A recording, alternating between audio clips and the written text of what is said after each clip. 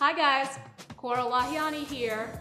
Some of you may remember that last year my daughter Ollie and I shot a trend video where we did her hair cut and color and style. It was really fun. Now, some of the comments you made were that we didn't provide enough instructional information in the video. So, as you know, we went over the conversation about highly textured hair.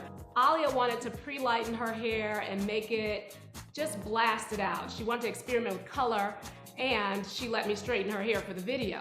We did a thorough examination of the texture. I told you it felt like a tightly coiled cotton ball, which it did. Then we went in and clipper cut. Now, clipper cutting is something you may not offer. I need you to clipper cut because the trends now are back to the 80s and there's lots of clipper cutting, which you can learn at the Cora Lahiani Institute for Advanced Cosmetology. We'll walk you through it step by step. Believe me, by the end of this class, you will master clipper cutting.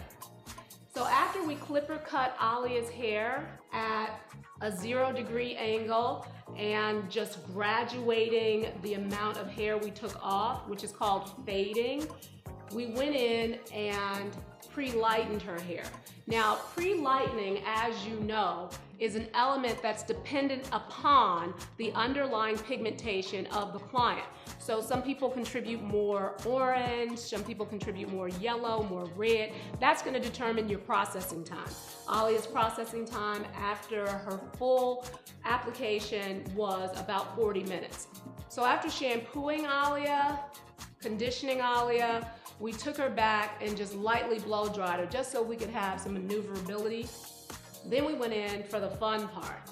Our herringbone foiling, I talked to you about that briefly, and it's very simple. It's simply slicing 45-degree angle on top of 45-degree angle, alternating your shades. Now that works for straight hair too, wavy hair, any texture, and it's a beautiful outcome. We didn't have to go in with oxidizing color to give her the color variation. We only use vegetable color. We use primary colors and just blended them together to make secondary colors. That sat for about 20 minutes, no oxidation necessary, just penetration. After the 20 minutes, simply rinsed her, a thorough rinse, and then remember, with highly textured hair, you always want to condition. No more shampoo.